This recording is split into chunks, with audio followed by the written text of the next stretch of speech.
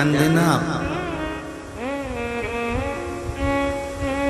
जब तक शंकर के मंदिर में आप दर्शन करने जा रहे हो, एक लोटा जल चढ़ाने जा रहे हो, या शिव मंदिर में एक चावल का दाना चढ़ाने जा रहे हो, या एक बेलपत्री चढ़ाने जा रहे हो, या बेलपत्री भी चढ़ाने नहीं जा रहे, केवल दर्शन करने जा रहे हो, और दर्शन करने भी नहीं जा रहे, शिखर दर्शन करने जा रहे हो, शिखर दर्शन करने भी नहीं जा रहे, शंकर के मंदिर के सामने से मात्र निकल कर जा रहे हो, तो एक बात का स्मरण रखना कि तुम भगवान शंकर की छत्र छाया में हो, और छत्र छाया में हो जब तक तुम्हारा बाल बांका नहीं हो।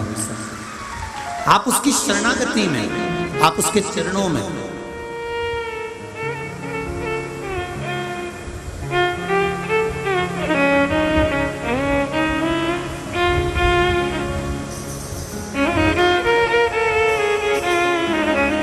मैंने तेरे ही भरोसे, ओ बाबा तेरे ही भरोसे, हवा बिच उड़ती जावांगी, बाबा डोर हटो छठी ना मैं कटी जावांगी, भोरे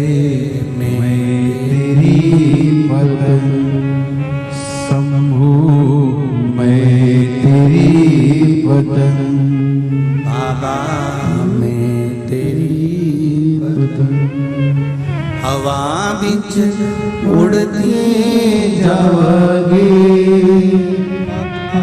डोर हटो छठी ना मैं कटी जावांगी। जब तक हम उसके शरण में हैं, हम उसके पास में हैं, तब तक हमारा बाल बांका नहीं हो सकता। आप रहो उसके करीब में,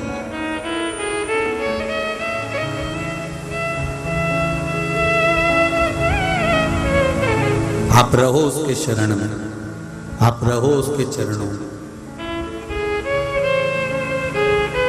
अंगूर की झाड़ी में बकरी है, जब तक कुत्ते उसका शिकार नहीं कर सके। कुत्तों ने शिकार जब करा जब वो झाड़ी को बकरी ने खा लिया। अब उसको ये अंदाजा नहीं था कि ये झाड़ी अगर खत्म हो गई तो कुत्ते मुझे खा जाएंगे। जिस धर्म में रह रहे हो, जिस समाज में रह रहे हो, जिस परिवार में रह रहे हो, अपने धर्म की, अपने समाज की, अपने परिवार की जिंदगी में कभी बुराई मत सुनना और ना किसी से बुराई करना। हम अपने हाथ से कुल्हाड़ी ना मारो।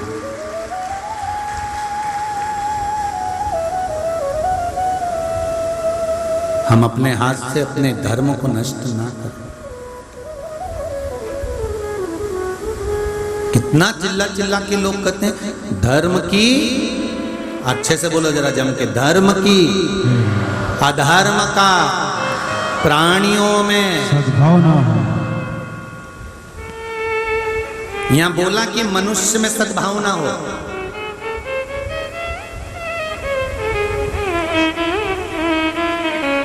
क्या बोला? जम के बोलो, प्राणियों में सद्भावना हो।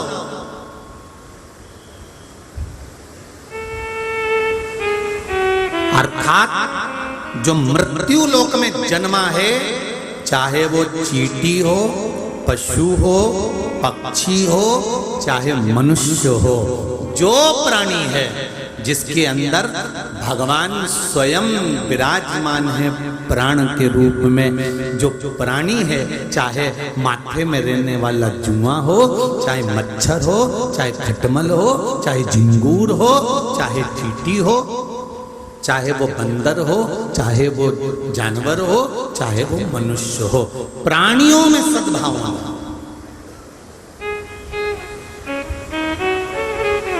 प्रत्येक जीव के अंतर्गत अच्छे विचार होना चाहिए।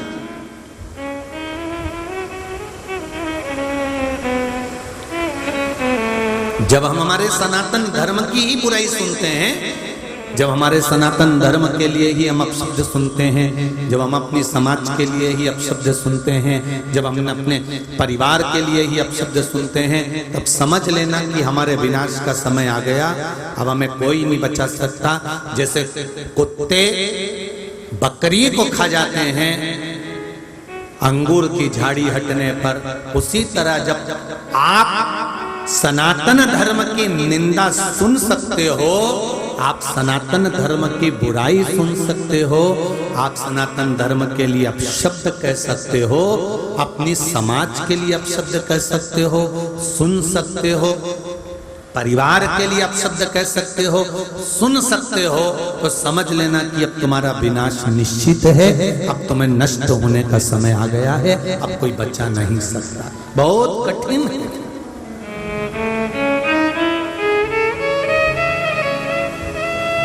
बहुत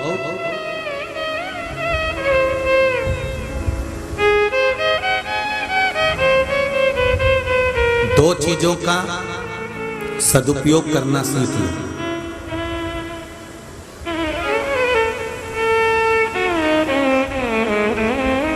दो चीजों का अगर सदुपयोग करना सीख गए तो जिंदगी सार्थक हो गई। अपने पुस्तक में लिख के रख लेना कि हमें दो चीजों का सदुपयोग जिंदगी भर करना है, एक शरीर का, दूसरा समय का। क्या क्या चीज का? बोलो, जम के बोलो जरा। शरीर का और समय का सदुपयोग करना सीख जाओ।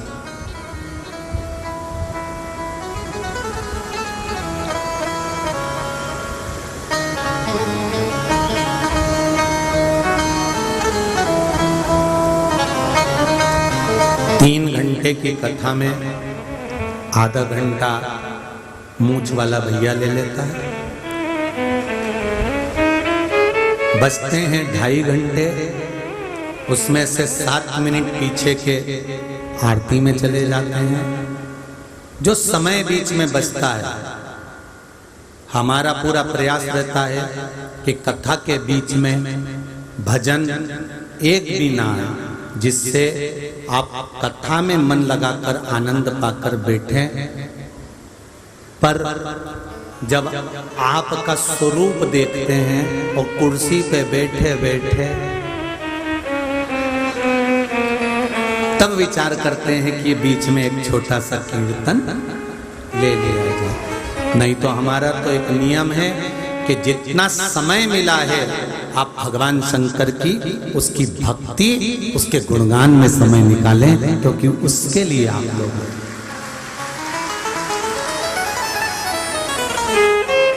उसके लिए आप लोग आए हैं। लाखों लाखों लोग कथा सुनने के लिए। हम तो कई बार माइक वाले भैयाओं पर भी चिढ़ जाते हैं, क्योंकि इतनी पब्लिक केवल वो 2 घंटे के लिए, 2.5 घंटे के लिए सुबह से लेकर रात तक, रात से लेकर दिन तक ही लगाकर बैठते हैं, सुबह 7-7, 6-6 बजे से। और उनको अगर सही कथा नहीं मिले तो दिल हमारा दुखता है कि आपको इतना करने के बाद भी अगर कथा नहीं मिले तो जिंदगी बेकार है हमारी। ये भजन वाले भी हमको पत्र लिखकर भेजते हैं, जैसे तुम लिख के भेजते। गुरुजी, कथा में एक ही भजन आ रहा है, कम से कम 2 तो गाओ, फिर हमें काय को लाए। तो हमने इनसे कह दिया तुम टू करते रहो केवल, बस यही करना।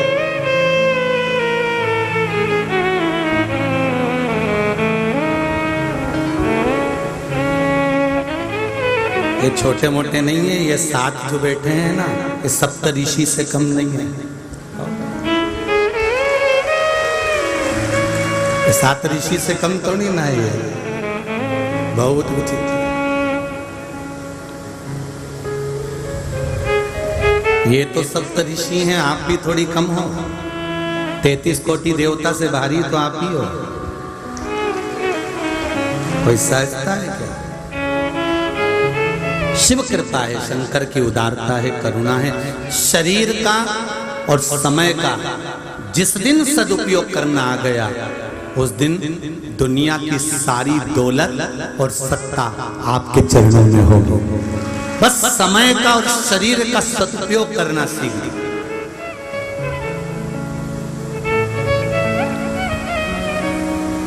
सारे गलत काम करता है तो ये शरीर करता है।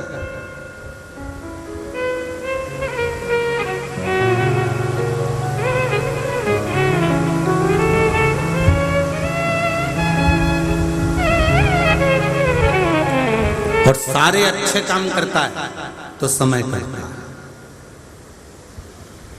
कई लोग अकड़ में आकर कह देते हैं मेरे साथ में 200 लोगों की टीम है गुरुजी।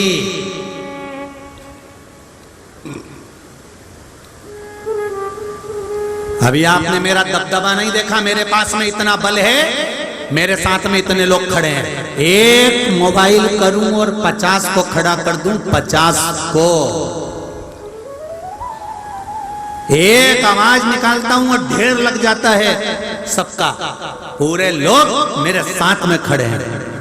हम उनसे कहते हैं ये जितने तुम्हारे साथ में खड़े हैं ये तुम्हारे साथ नहीं खड़े हैं, ये तुम्हारे समय के साथ खड़े हैं। समय अच्छा है इसलिए ढेर खड़े हैं, समय बेकार आए तो तू आवाज लगा दे, मोबाइल लगा दे, एक आ जाए तो बता। एक दिन कोई काम आ गया और तुम कोई कारण से फंस गए, कहीं थाने में जाकर खड़े हो गए, कोई वकील के पास पहुंच गए और तुमने दुनिया भर के अपने रिश्तेदारों को फोन लगा के तो बोलो, अपने रिश्तेदारों को एक बार बोलो तो सही कि आओ मुझे बचाओ, आओ मुझे छुड़ाओ, एक नहीं आएगा। जब समय अच्छा होता है तो दुनिया तुम्हारे साथ में होती है, जब समय बेकार होता है कोई तुम्हारे साथ में नहीं। अपने भीतर के अहंकार को निकाल दो कि सब मेरे साथ हैं, तुम्हारे साथ नहीं, तुम्हारे समय के साथ। तुम्हारे साथ तो कोई भी नहीं है, ये भी जब दुख की घड़ी आएगी कोई नहीं आएगा, वेंटिलेटर में पड़ा रहेगा, मुंह पे मास्क ऑक्सीजन का लगा रहेगा, मशीन टू टू टू टू करके चलती रहेगी और परिवार वाले महामृत्युंजय का पाठ करते रहेंगे। तेरा साथ देगा उस वेंटिलेटर पर, उस ऑक्सीजन की मशीन पर, उस पलंग पर अगर कोई साथ देगा तो जितने रिश्तेदार सब आएंगे अंतिम समय में, कोई साथ देने नहीं आएगा। बस साथ देगा तो तूने जो एक लोटा पानी शंकर भगवान को चढ़ाया है वो तेरा साथ देने के लिए आएगा। जो तूने एक बेलपत्र चढ़ाई, एक चावल का दाना चढ़ाया है वो तेरा साथ देने के लिए आएगा। तूने जो शिव महापुराण की कथा हिंगोली में सुनी है, आस्था चैनल पर सुनी है, फेसबुक यूट्यूब पर श्रवण करी है, वो कथा जो तूने सुनी है वो एक पल के लिए, एक घड़ी के लिए तेरे पास आएगी जरूर। आई अंत समय प्रभु आना पड़ेगा, वचन दिया तो निभाना पड़ेगा। आए ना आए प्रभु कुटुंब कबीला, अंत समय भोले आना पड़ेगा। कोई आए ना आए, कोई जाने ना जाने, पर तुम्हें आना पड़ेगा। एक पत्र आया देखिए,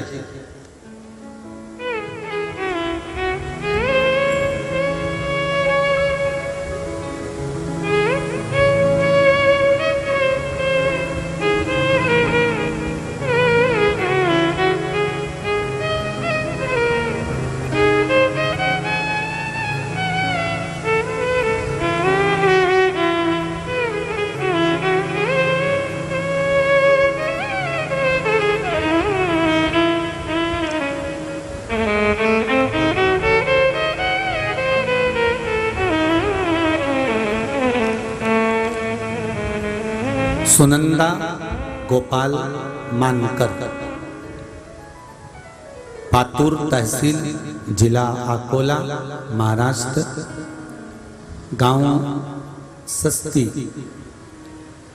कहीं बैठी हो तो हाथ हिलाइएगा। आप ही हैं, दोनों हाथ हिला दो एक बार। श्री शिवाय नमस्तुभ्यं।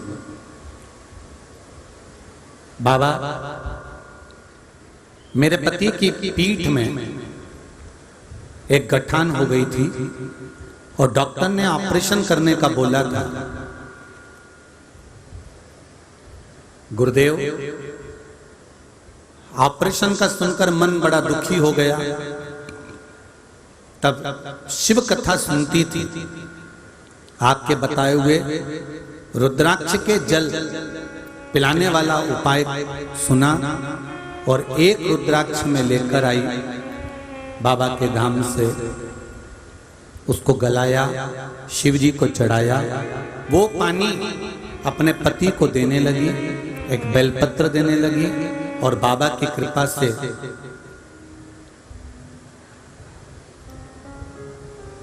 उनके जो गठान थी पीठ पर, वो गठान पूरी तरह गल गई और डॉक्टर को दिखाया तो कब ऑपरेशन की जरूरत नहीं है। एक बेलपत्री रोज प्रतिदिन उनको लाकर देने लगी। जब उनके मुंह में छार छार होने लगा तो वो बेलपत्री की गोली बनाकर देने लगी। बाबा की कृपा से जो शुगर थी उनको, और शुगर इतनी थी कि दवाइयां लेना पड़ती थी, पर बाबा की कृपा से शुगर की 2 गोलियां खाते थे, पर बाबा की कृपा से वो भी गोलियां बंद हो गई। ये शिव की कृपा है। बैठिए बहन। हर हर महादेव। श्री शिवाय नमस्ते। आपका स्नेह, आपका भाव, भगवान के प्रति आपका समर्पण,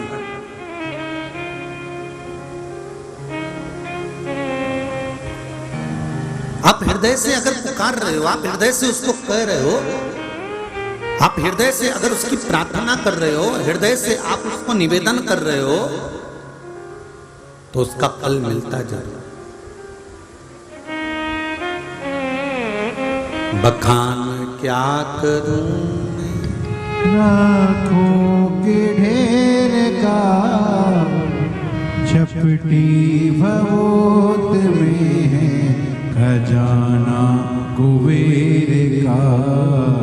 बखान क्या करूं मैं, राखों के ढेर का झपटी भवोत में है खजाना कुबेर का। हे गंगाधार मोक्तिधार ओमकार तू, भोले ओमकार तू। आयो शरण हरि शंभु तार तार तू। भगवान शिव की कथा कर रही हो, वरदानी का चरित्र कह रहा है, भगवान शंकर का संवाद कह रहा है, शिव तत्व कह रहा है कि आप जिस भाव से भगवान को भजते हो, भगवान की शरणागति में रहते हो, भगवान के चरणों में रहते हो, उसकी छत्र छाया में रहते हो, उसके पास रहते हो, तब तक दुख सताता नहीं है महाराज। ऐसा नहीं है कि दुख आएगा नहीं। हम ये नहीं कहते कि दुख नहीं आएगा, आएगा। मानव का जो शरीर मिला है वो 2 कारणों से मिला है, एक भगवान का भजन करने के लिए और एक अपने कर्म को भोगने के लिए।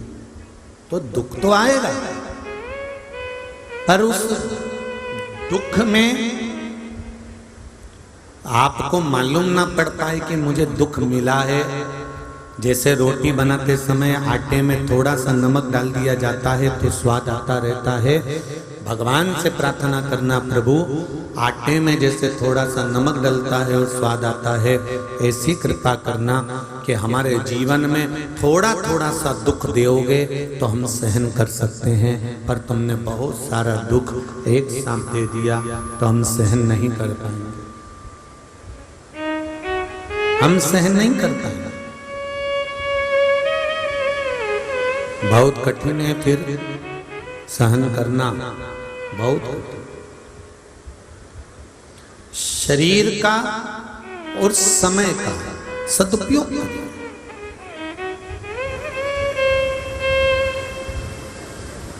केवल भोग और विलास में लगाने के लिए, केवल भोग और विलास में इस शरीर को डुबाने के लिए शरीर नहीं मिला।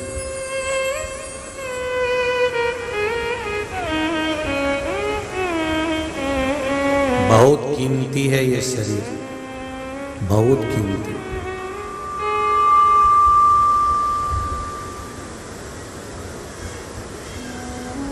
जिनके असली दांत चले जाते हैं और नकली दांत लगाते हैं, उनसे पूछना कि असली में ज्यादा आनंद आता था रोटी खाने में कि नकली में ज्यादा आता? उनसे पूछना। जिनका असली घुटना बेकार हो जाता है और डॉक्टर नकली लगा देते हैं, उनसे पूछना असली में ज्यादा चलने में आनंद आता था कि नकली में? हड्डी टूट गई, राड लगाकर जोड़ दी, असली में ज्यादा सुख था कि नकली में था?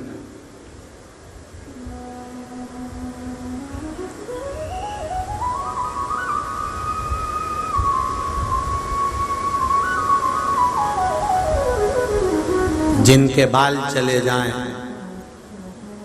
और उन्होंने नकली लगा के रखे हों, तो उनसे पूछना कि असली में सुख था कि नकली में? पूछो उनसे।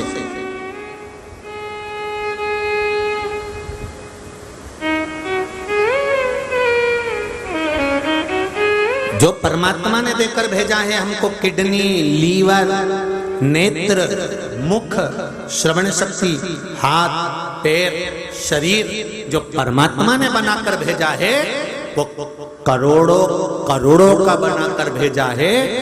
हम अगर इस शरीर को गवा देते हैं, उसको व्यर्थ में नष्ट कर देते हैं, तब ये शरीर जब हॉस्पिटल में पड़ा रहता है तब समझ में आता है कि एक किडनी, एक लीवर, एक आंख, कान, दांत की क्या कीमत होती है।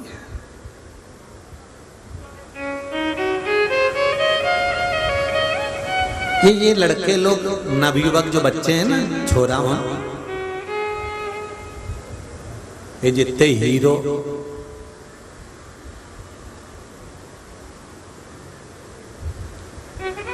ये जो रेस लगाते हैं ना गाड़ी की, भुट भुट करके और दौड़ाते हैं, शान सत्ता दिखाते हैं, खूब शान से खूब रेस करते हैं।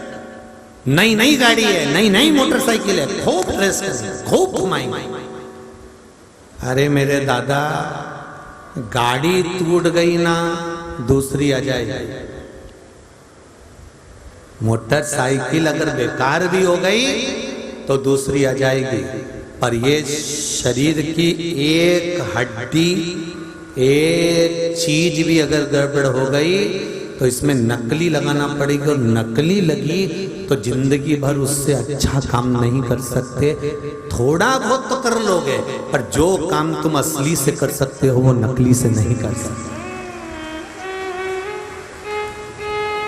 जितने लोग गाड़ी चलाते हैं, हम आपसे भी कहते हैं, इस व्यासपीठ से रोज प्रतिदिन हिंगोली कथा में आपसे कहा, आपके ड्राइवर से कहा, आपकी गाड़ी चलाने वालों से कर रहे हैं, बार बार कहते हैं कि आए हो भगवान के भरोसे पर आए हो, जाओगे वो भी भगवान के भरोसे पर जाओगे। पर निवेदन है हमें, अगर इतना समय निकाल कर हम कथा में आए हैं तो 3 घंटा, 2 घंटा, 4 घंटा लेट पहुंचे, पर गाड़ी थोड़ा धीमा चला। भैया तुझे नींद तो नहीं आ रही? आराम से चलाना, धीरे चलाना, रास्ते से चलाना। भैया देखो, बात करते आनंद के साथ धीरे धीरे लेकर चल।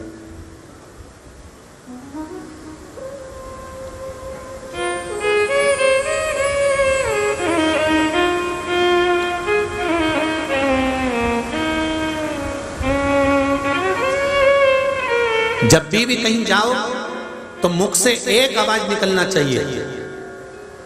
किसी ड्राइवर का हमें नाम नहीं लेना, हमें तो कहना भोले चल, केवल एक ही नाम लेना है। क्या बोलोगे? जम के बोलो जरा, भोले चल, मुझे हिंगोली ले चल। और यहां से जाते समय भी हवाई लगाकर कहो भोले चल, अब मुझे जल्दी से परली लेकर चल, चल मुझे यहां लेकर चल। भोले को पुकारो, तुम्हारी गाड़ी का ड्राइवर कोई दूसरा नहीं रहेगा। अगर तुमने भोले को पुकार कर सरल भाषा में कह दिया भोले चल, तो भोला ही तुमको लेकर जाएगा, कोई दूसरा नहीं ले जा सकता। अगर कथा सुनना हो तो श्रीमद् भागवत में वर्णन आता है, अजामिल के प्राण छूटने का समय आया। अजामिल अपना लड़का, अपना पुत्र नारायण को बुलाने वाला था, पर वो नारायण नहीं आया और नारायण का नाम लिया तो वो नारायण आ गया। लिखा है ना भागवत जी में, नारायण का नाम लिया और वो नारायण आ गया। ये नारायण नहीं आया पर वो नारायण आ गया। उसी तरह हम ड्राइवर कोई भी हो, चलाने वाला कोई भी हो, हमारे मुख से हम करें भोले चल, तू लेकर चल मुझे हिंगोली, तू लेकर चल मुझे यहाँ पर, तू लेकर चल मुझे अकोला, तू लेकर चल मुझे पूना, तो भोला ही लेकर जाएगा। शरीर में रोग आ गया, बीमारी आ गई, बहुत दुख आ गया और दूसरे डॉक्टर को दिखाने के लिए जा रहे हो तो भी बाबा को कहकर चलो, बाबा चलिए एक बेलपत्री शंकर जी पे चढ़ा, साथ में चलना। और मुझे विश्वास है कि इनकी सारी जांच होगी, एक भी जांच में कुछ नहीं आना चाहिए, क्योंकि तू लेकर जा रहा है और तू ही लेकर आए। आप उसको कहो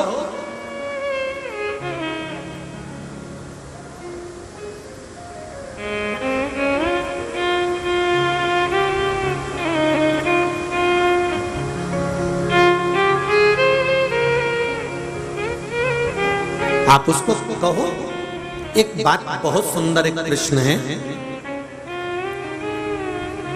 किसी ने प्रश्न किया था कि गुरुजी हम रहते हिंगोली में हैं और कई बार हम ऑपरेशन के लिए या किसी चीज के लिए हम औरंगाबाद जाते हैं या पूना जाते हैं या मुंबई जाते हैं,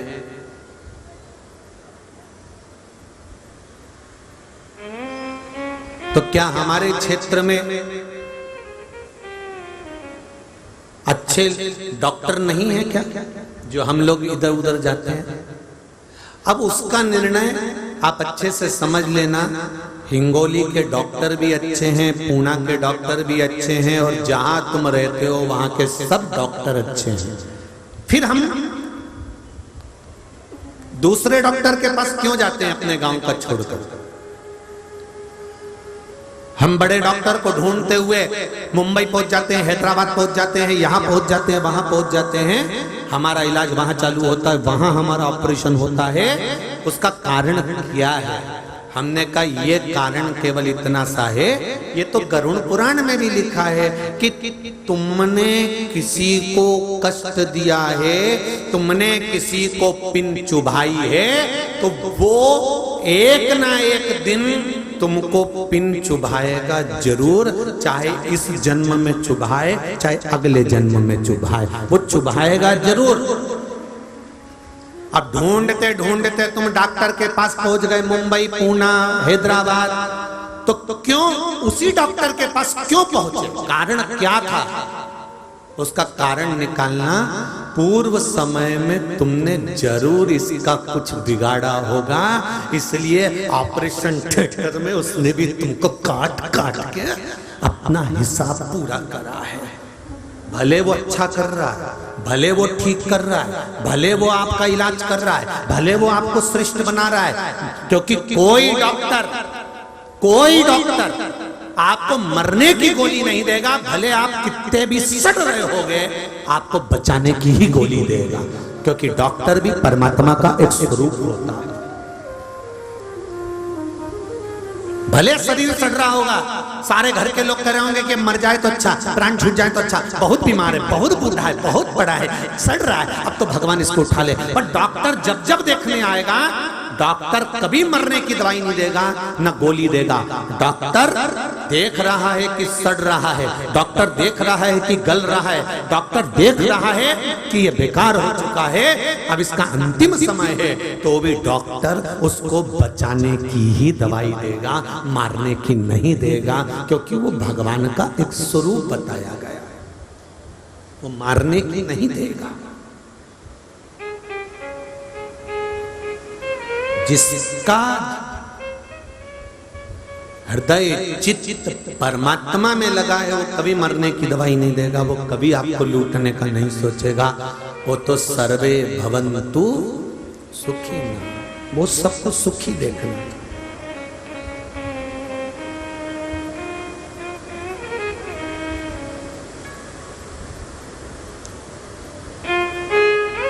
सबको महाराज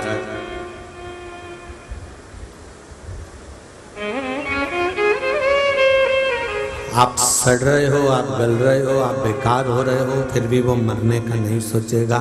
वो सोचेगा थोड़ा सा ये वाली दवाई दे के देख लो, आराम लग सकता है, लो ये वाली ले लो। हम क्यों उस डॉक्टर के पास पहुंचे, हम क्यों उस तक पहुंचे? हमारे कर्म के कारण। हमने पूर्व में इसका कुछ बिगाड़ा होगा, हमने पूर्व में इसके साथ कुछ गलत कृत्य करा होगा, तो आज हमारे साथ में ये गलत कर्म होगा। मत बुरे कर्म कर बंदे, वरना पछताएगा। भगवान की आंखों से तू बच नहीं पाएगा, तू बच नहीं पाएगा। अरे ओ अज्ञानी मत कर नादानी, अरे ओ अज्ञानी मत कर नादानी। तेरे कर्म का फल भी तू ही पाएगा, जैसा किया तूने तेरे आगे आएगा। तेरे कर्म का फल भी तू ही पाएगा, जैसा किया तूने तेरे आगे आएगा। मत बुरे कर्म कर बंदे, मत बुरे कर्म कर बंदे, वरना पछताएगा। भगवान की आंखों से तू बच नहीं पाएगा, तू बच नहीं पाएगा। सबसे कीमती है शरीर, सबसे कीमती है समय। इस शरीर का, इस समय का सदुपयोग करो। गाड़ी भी चलाओ, धीमे चलो, रास्ते से चलो। समय मिला है कुछ अच्छा कर गुजरने का, तो उस समय पर अच्छा करो।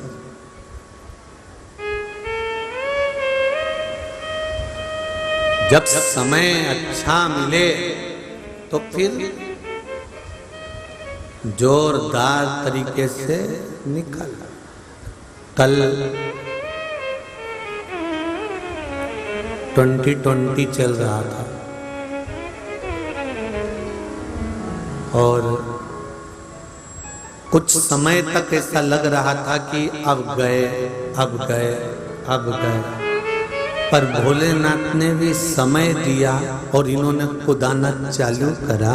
ऐसा कुदाया, ऐसा कुदाया, ऐसा कुदाया कि धन्यवाद दूंगा मैं इंडिया के खिलाड़ियों को, भारत के क्रिकेट खिलाड़ियों को, जिन्होंने 140 करोड़ भारतीयों के चेहरे पर प्रसन्नता ला दी। उसके लिए धन्यवाद, बहुत बहुत साधुवाद। प्रसन्न चित्ता ला। समय मिले शरीर का, समय का सदुपयोग करो। समय आए, अच्छा समय भगवान देता है। ऐसा कोई व्यक्ति नहीं जिसको जिंदगी में भगवान एक मौका संभलने का ना दे, ऐसा कोई नहीं जन्मा। भगवान जिसको पृथ्वी पर जन्म देता है उसको कीमती बनाकर भेजता है, किसी को भी भगवान बेकार बनाकर भेजता है।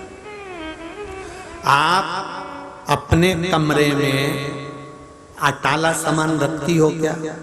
जम के तो बोलो जरा, अच्छे से बोलो जरा।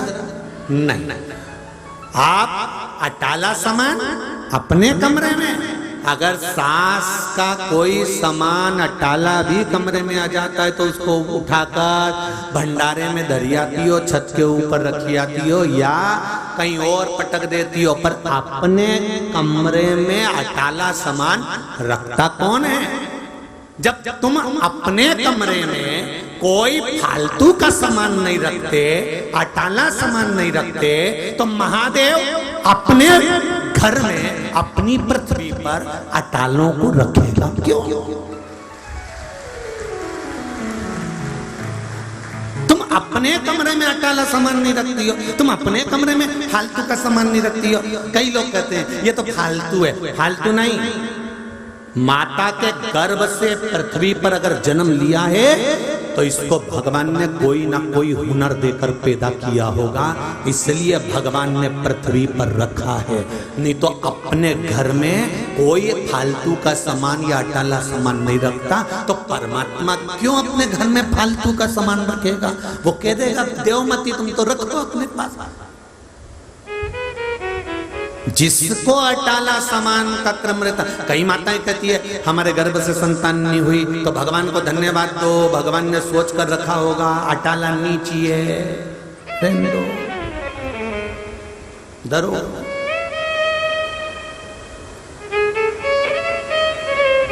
नहीं चाहिए भगवान को भी अटाला।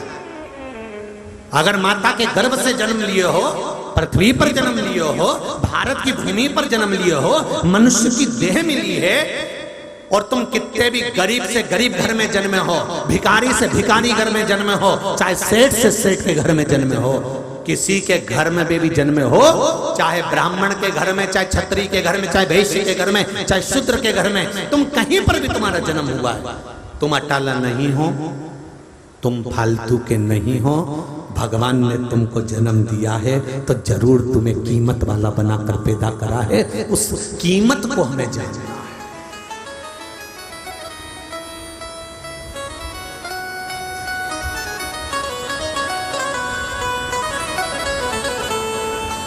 हमें अपनी कीमत को जानना है, हमें इस शरीर की कीमत जानना है।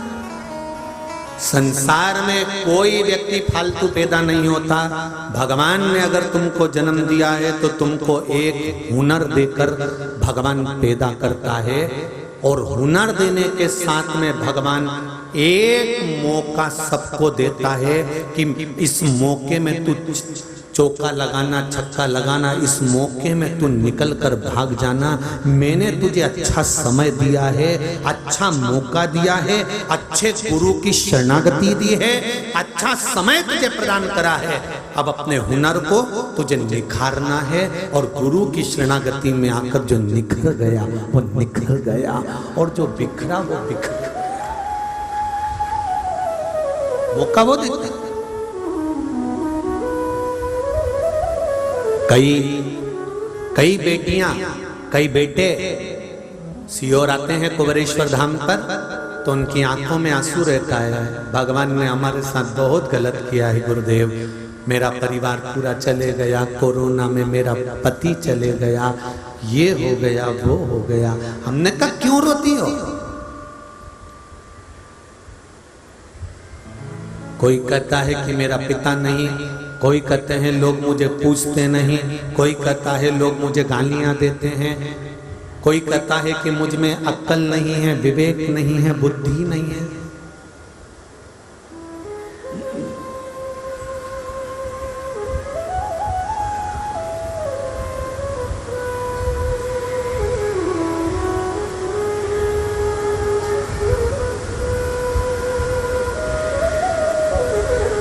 मुझ में अक्ल नहीं कोई कोई कहता है कि मुझ में ये नहीं है, कोई कहता है मुझ में ये नहीं।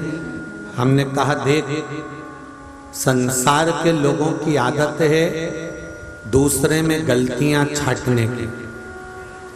शंकर पार्वती नंदी पर बैठकर जा रहे थे और एक व्यक्ति ने खड़े होकर शंकर पार्वती पर उंगली उठा दी थी कि दोनों बेचारे एक नंदी पर बैठकर जा रहे हैं, इसके क्या प्राण लेंगे।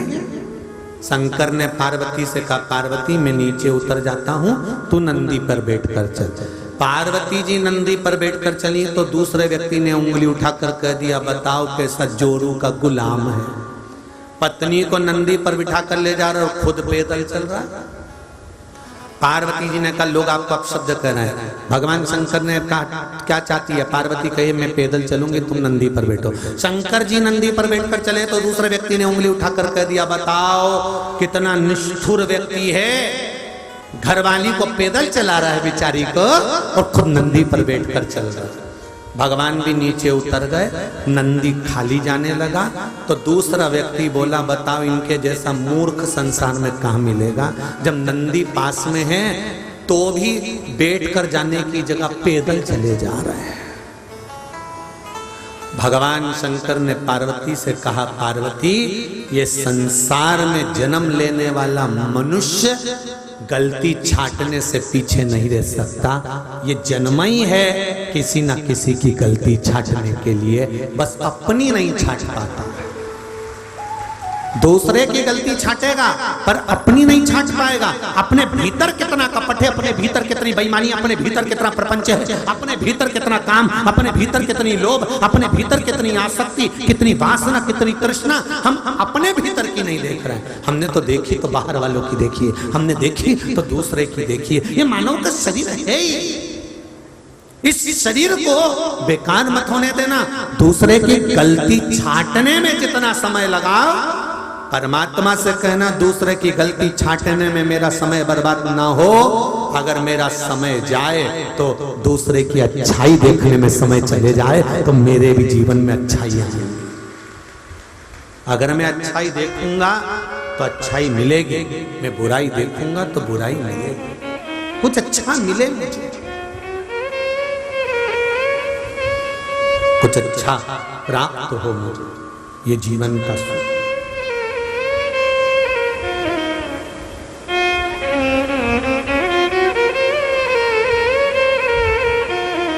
भीतर से भाव से जग का रखवाला है मेरा भोला, सबका सहारा है मेरा, सबका सहारा है मेरा।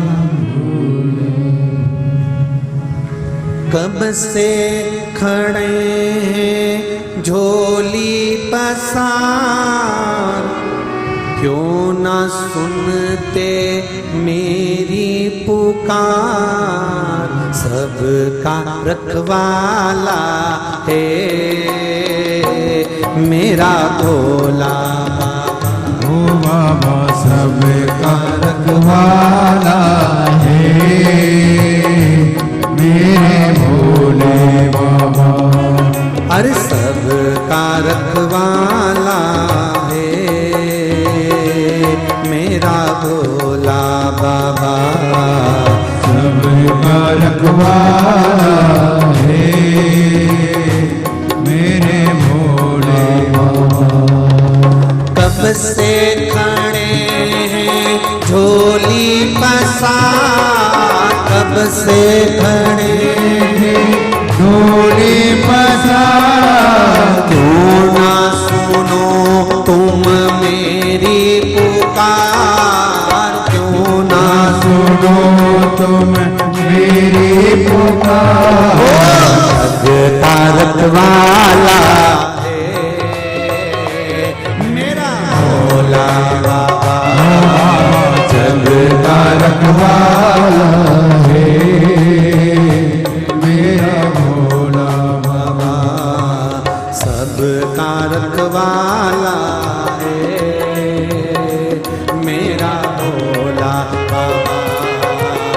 सबका रखवाला है मेरा भोले बाबा। कब से खड़े हैं झोली पसार, क्यों ना सुनो तुम हमारी पुकार। कब से खड़े हो झोली पसार, क्यों न सुनो तुम मेरी पुकार। सबका सहारा है मेरा भोला बाबा, सबका सहारा है मेरा भोला बाबा। अरे जग का रखवाला है मेरा भोला बाबा, जग का रखवाला है मेरा भोला बाबा। बड़े भाव से आनंद से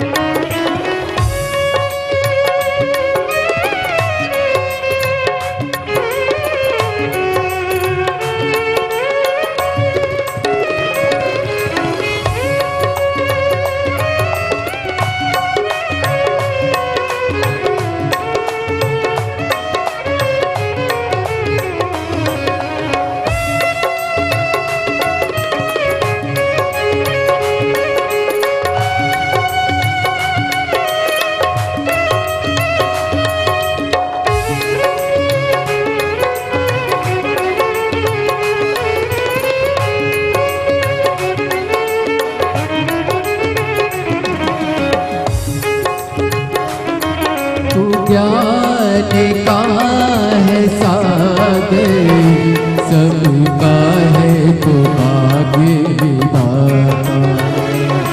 तू ज्ञान का है सागर, सबका तू है भाग्य विधाता। आज हमने पुकारा, दुखियों का तू ही एक सहारा। हो आज हमने पुकारा, दुखियों का तू ही सहारा। भव सागर से पार करे, भक्तों ने पुकारा है मेरा भोला भाला। सबका सहारा है मेरा भोला बाबा।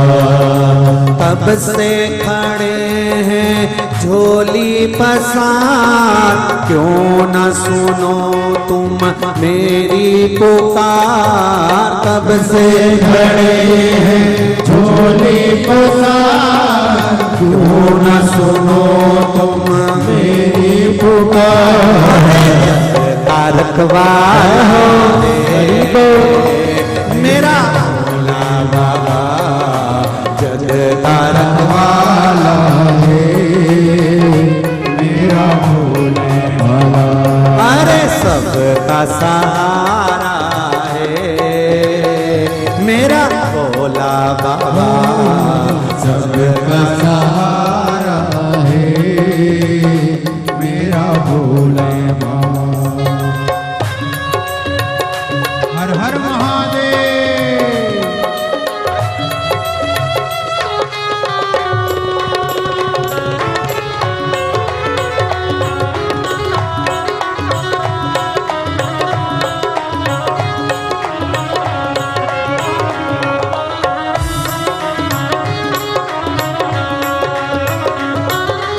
आज बिगड़ी बना दे, सबकी तू बालाजी बचा ले। बिगड़ी बनाए, हम सबकी तू लाज बचा ले। तेरी सूरत है मन में, चरणों में तू हमको बुला ले। तेरी सूरत है मन में, चरणों में तू हमको बुला ले। हमने बोले आगे तेरे दामन को पसारा है, मेरा भोला बाबा ओ जगत वाला है, मेरा भोला बाबा। कब से खड़ा है झोली पसार, क्यों न सुनो तुम मेरी पुकार। कब से खड़े हैं झोली पसार, क्यों ना सुनो तुम मेरी पुकार। अरे जगत वाला है मेरा भोला बाबा। जगत वाला है मेरा भोला बाबा। सबका सहारा है मेरा भोला बाबा। सबका सहारा है मेरा भोला बाबा।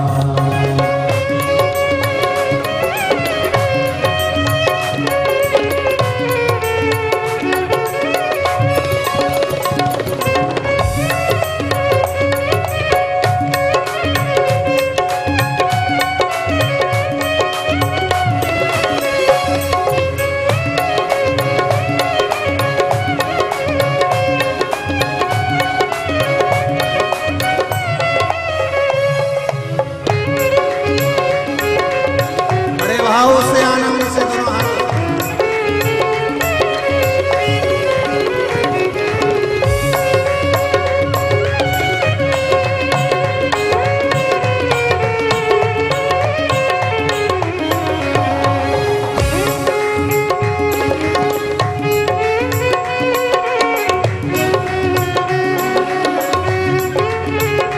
दोनों हाथ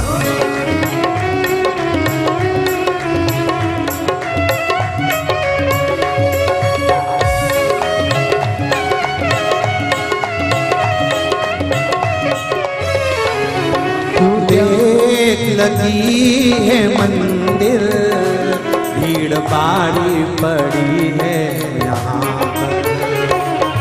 देख लगी है मंदिर, भीड़ भाड़ी पड़ी है यहाँ पर। दर्शन के खातिर भगत आए हैं तेरे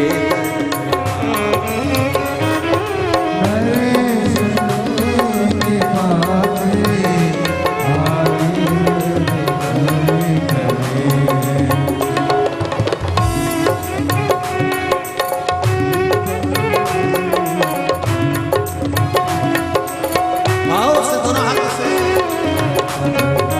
वाला है मेरा भोला बाबा। सरकार वाला है मेरा भोला बाबा। कब से खड़े हैं झोली पसार, क्यों न सुनो तुम मेरी पुकार। कब से खड़े हैं झोली पसार, क्यों न सुनो तुम मेरी पुकार।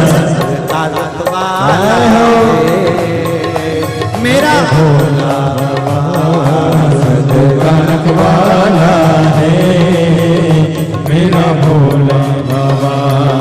सबका सहारा है मेरा भोला बाबा। सबका सवाला है मेरा भोला बाबा। मेरा भोला बाबा मेरा भोला बाबा। मेरा भोला बाबा मेरा भोला बाबा। ओ मेरा भोला बाबा मेरा भोला बाबा मेरा भोला बाबा, मेरा भोला बाबा, मेरा भोला बाबा, मेरा भोला बाबा, मेरा भोला बाबा, मेरा भोला बाबा, मेरा भोला बाबा, मेरा भोला बाबा, मेरा भोला बाबा, मेरा भोला बाबा, मेरा भोला बाबा, मेरा भोला बाबा, मेरा भोला बाबा, मेरा भोला बाबा, मेरा भोला बाबा, मेरा भोला बाबा, मेरा भोला बाबा, मेरा भोला बाबा, अरे सबका सहारा है मेरा भोला बाबा, सबका सहारा है मेरा भोला बाबा, अरे सबका सहारा है मेरा भोला बाबा, सबका सहारा है मेरा भोला बाबा। महादेव है भगवान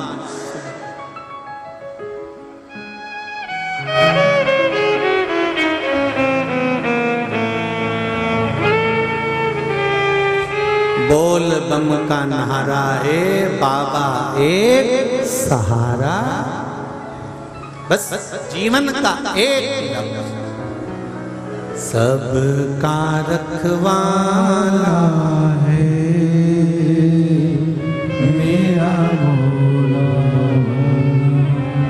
जग का रखवाला है मेरा। भगवान शिव से अपने दिल की बात, अपने हृदय की बात भगवान देवाधिदेव महादेव से आप कहेंगे अपने भाव के साथ, शिव महापुराण के मूल मंत्र के साथ। श्री शिवाय नमस्तु, श्री शिवाय नमस्तु, श्री शिवाय नमस्तु, श्री शिवाय नमस्तु, श्री शिवाय नमस्तु। भोला सब दुख काटो ओ भोला सब दुख काटो। शिव शंकर जपो तेरी माला, भोले बाबा जपो तेरी माला, भोला सब दुख काटो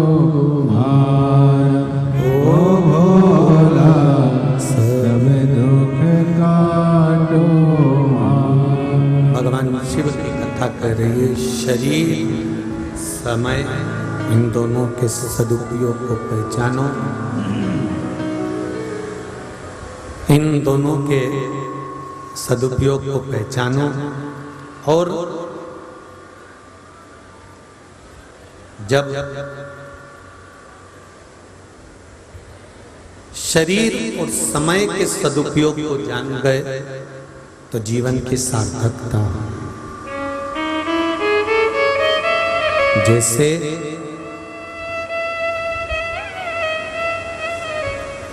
पूजन करने के बाद में निर्माल्य को श्रेष्ठ नदी में, तालाब में विसर्जन कर दिया जाता है। और यदि वही निर्माल्य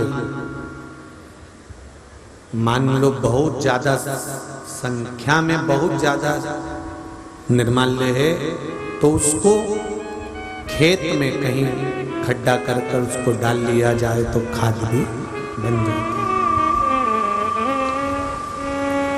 उस निर्माल्य का सदुपयोग हो। हरतालिका तीज के दिन 30 तारीख कल हरतालिका तीज है। जो फुलेरा हम बनाते हैं उस 5 समय की पूजन होने के बाद जब सुबह ब्रह्म मुहूर्त में आप भगवान शंकर का विसर्जन करने के लिए जाएं, 5वीं आरती जब पूरी हो जाए, भगवान से प्रार्थना वगैरह सब हो जाए, सिंदूरा चढ़ जाए, सिंदूरा मस्तक लग जाए, पूरा क्रम होने के बाद में, पूरी पूजन होने के बाद में जब भगवान देवादिदेव महादेव को विसर्जन के लिए लेकर जाएं, उससे पहले फुलेरे को खोल लेना चाहिए। और फुलेरे के जितनी पत्ती फूल, इसमें ये जरूरी नहीं है कि कौन सी पत्ती लगाना है, कौन सा फूल लगाना है, जो फूल आपको मिल जाए। पर फुलेरे में अशोक वृक्ष की पत्ती, आम की पत्ती ये जरूर लगाना चाहिए। फुलेरे के ऊपर शमी की पत्ती नहीं लगाई जाएगी, शमी वृक्ष। अगर शमी वृक्ष की पत्ती आप भले भगवान शंकर को चढ़ाओ, मना नहीं, पर कोई विशेष कार्य के लिए ही शमी का प्रयोग किया गया। शंकर भगवान को यदि कोई बहुत रोग ग्रसित हो गया या बहुत तकलीफ में है तो शमी का पत्ता उसमें फुलेरे के अंतर्गत लगा सकते। महाराज 5वीं पूजन आरती पूर्ण होने के बाद में जब भगवान को विसर्जन के लिए लेके जाएं, उससे पहले फुलेरे के सारी मालाओं को, फूलों को निकाल कर नीचे रख लें, प्रणाम करें और माता पार्वती जी से विनती करें, हैं माँ, जैसे आपका अखंड सौभाग्य है, आपके हाथों में भर भर चूड़ियां हैं, मस्तक पर चुंदड़ी है, माथे पर बिंदी है, मांग में सिंदूरा है, हे माँ ऐसी कृपा करना, हमने भी हरतालिका तीज का व्रत करा है, हमारे भी हाथों में भर भर चूड़ी रहे, मांग में सिंदूर रहे और मस्तक पर बिंदी रहे, ऐसी कृपा माँ बनाकर रखे।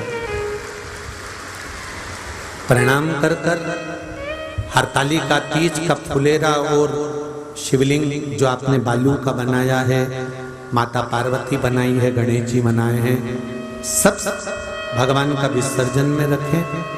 जो नदी, तालाब, बावड़ी जहां विसर्जन करते हैं वहां विसर्जन करें। हरतालिका तीज के दूसरे दिन गणेश जी विराजमान हो जाएंगे। गणेश जी को जब विराजमान करो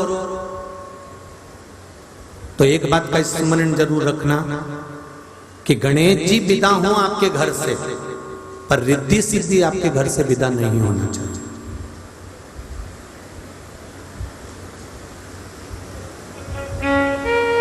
जहां गणेश जी बैठते हैं या तो उनके आसपास में दीवार पर 2 स्वस्तिक बना लो या 2 हल्दी कुंकू की बिंदी रख दो, एक इधर एक इधर। क्या होता है उससे कि गणेश जी तो चले जाएंगे क्योंकि बेटा है वो तो काम के लिए जाएगा, पर बहुएं रिद्धि और सिद्धि हमारे घर में सदा रहना चाहिए, इसलिए वो 2 बिंदी का होना जरूरी है। जो 1 रुपए कमाते हैं 1.25 रुपए खर्च होता है, घर में क्लेश रहता है, अशांति रहती है, जरा जरा सी बात में विवाद हो जाता है। जरूर वो गणेश जी के साथ में रिद्धि सिद्धि को भी विदा कर देते होंगे, क्योंकि गणेश जी जाते हैं तो रिद्धि सिद्धि उनके साथ चले जाते हैं। रिद्धि सिद्धि को रोकने के लिए जिस दिन गणेश जी बैठते हैं उस दिन या तो दीवार पर 2 स्वस्तिक बनाए जाते हैं या 2 बिंदी कुंकू और हल्दी की रख दी जाती है, जिससे गणेश जी तो जाएं पर ये बिंदी के रूप में रिद्धि सिद्धि हमारे घर में पूरे वर्ष विराजमान रह जाए। किसी किसी के यहाँ देखा होगा आप लोगों ने, जब दिवाली का पूजन करते हैं, लक्ष्मी पूजन करते हैं, तो सिंदूर से या कुंकू से दीवार पर कुछ लिखते हैं या सातिया बनाते हैं या श्रीम लिख देते हैं, लक्ष्मी प्रसन्न रहे लिख देते हैं, श्री गणेशाय नमः लिख देते हैं, शुभ लाभ लिख देते हैं। उसका कारण क्या है? दुनिया के लोग हंसते हैं कि बताओ दीवार पर सिंदूर से लिख दिया, दीवार पर सिंदूर से पोत दिया, क्यों, किस लिए, क्या कारण है उसका? उसका कारण क्या होता है? उसका केवल एक कारण होता है कि जिस दिन हम लक्ष्मी जी का पूजन पूरा उठा देंगे, 4-5 दिन के पूजन करने के बाद लक्ष्मी जी को उठाकर हम कहीं रख देंगे, या आने वाले समय में लक्ष्मी को हमने भी कहीं उनका निर्माल्य वगैरह फूल पत्ती सब विसर्जन में रख भी दी, पर लक्ष्मी का विसर्जन ना हो जाए, वो लक्ष्मी हमारे यहाँ सदा विराजमान रहे। इसलिए जिस दिन पूजन करते हैं तो सिंदूर या कुंकू से लक्ष्मी की पूजन वाले दिन भी हम साथिया बना देते हैं, जिससे माँ हमारे घर में पूरे वर्ष भर बनी रहे। ये पूजन के नियम है।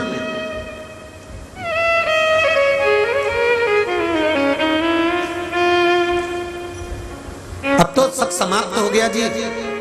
पहले के समय में नाग पंचमी आती थी तो दरवाजे पर नाग बनाए जाते थे। बोलो सही है कि गलत है? श्रावण की पूर्णिमा आती थी तो श्रवण बनाया जाता था गेरू से, ये भी खत्म हो गया।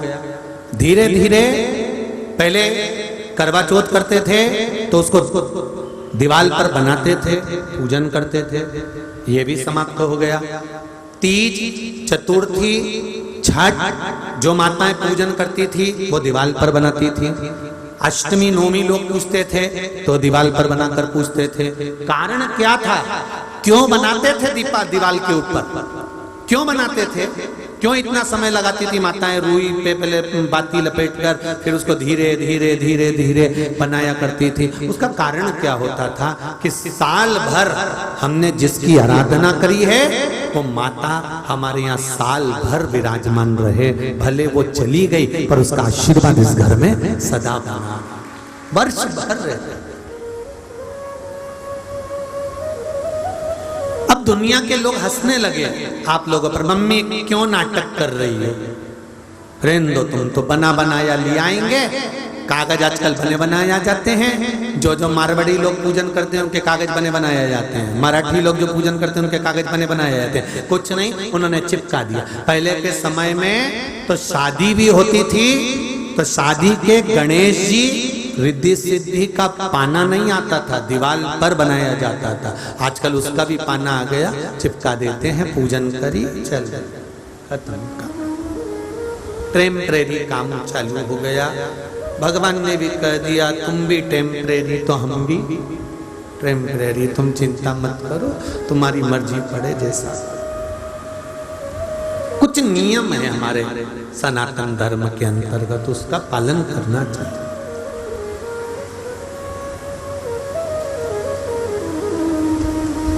गणेश जी बिठाओ, पर निवेदन है उनके सामने मदिरा पीकर डांस मत करो।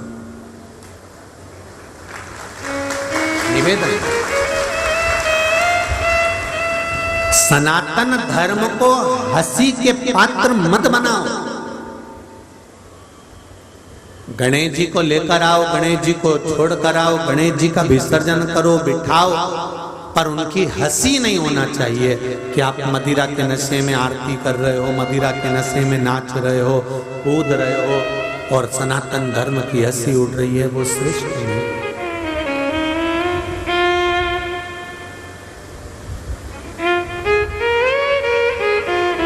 हमारे देवता जिनका हम पूजन करें उनके प्रति हमारा विश्वास दृढ़ होना चाहिए।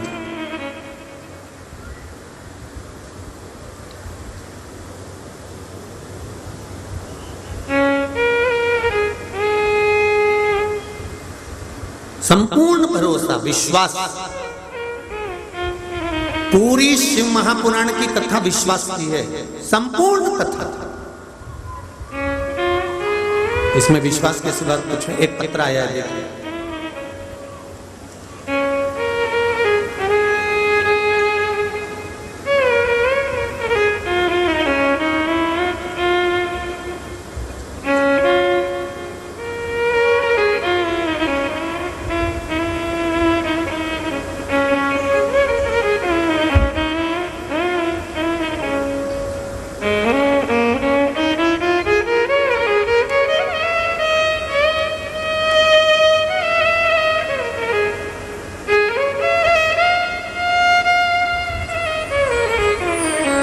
मेरा नाम गायत्री शर्मा है। मैं उमरखेड़ जिला यवतमाल से आई हूँ। कहीं बैठी हो तो हाथ हिलाइएगा, जहाँ कहीं भी बैठी हो हाथ हिलाइएगा, दोनों हाथ ऊपर कर कर हिलाइएगा।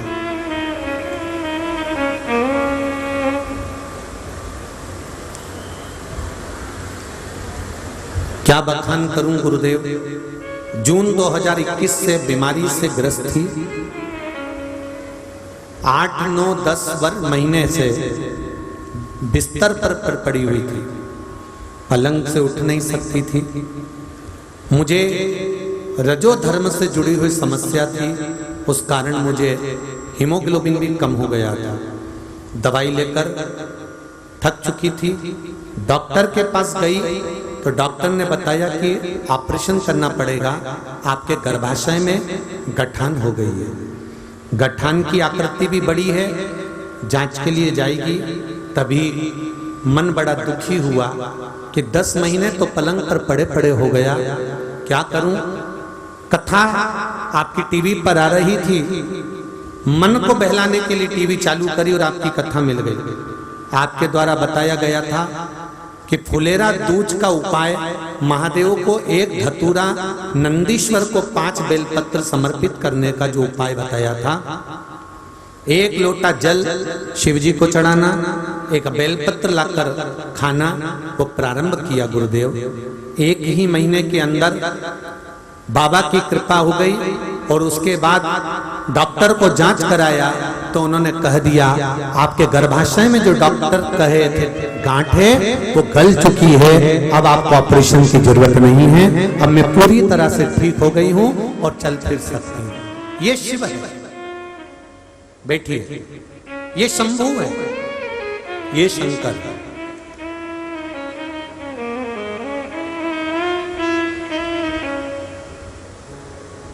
हम एक निवेदन करना चाहेंगे आप लोगों से, बेलपत्री का प्रयोग खाने में जब आपको तकलीफ रहे तब उसको खाइए, रोज रोज प्रतिदिन नहीं खाइए।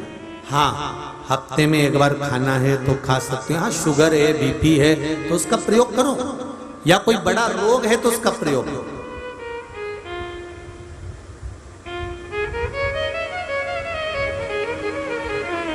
प्रतिदिन भगवान शंकर का आश्रित रहकर,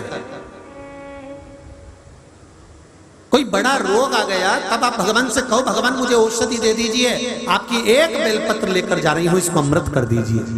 बाबा करेगा, भगवान से कहकर जाओगे वो करेगा। आप उससे निवेदन करेंगे, सुनेंगे।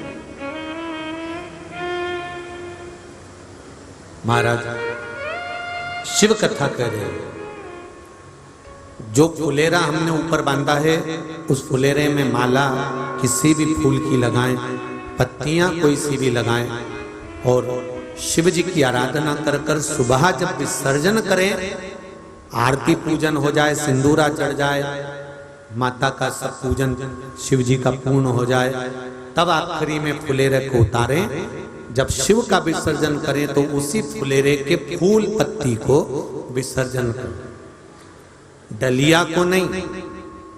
डंडे या बांस की जो तुमने चौकोर बनाई या गोल बनाई उसका विसर्जन नहीं करना है। किस चीज का विसर्जन करना है? जो माला लगाई है, जो फूल लगाए हैं, जो पत्तियां लगाई हैं, उसको फुलेरे में से निकाल लेना है, उस फूल का, उन पत्तियों का विसर्जन करना। डलिया का, जो डलिया रहती है या जिसके ऊपर तुमने बांधा है, डंडी हो या बांस हो या बांबू हो, उसका विसर्जन नहीं करना। केवल फूल और पत्ती को निकाल कर फुलेरे में से शिव जी के साथ उसका विसर्जन निवेदन कर कर।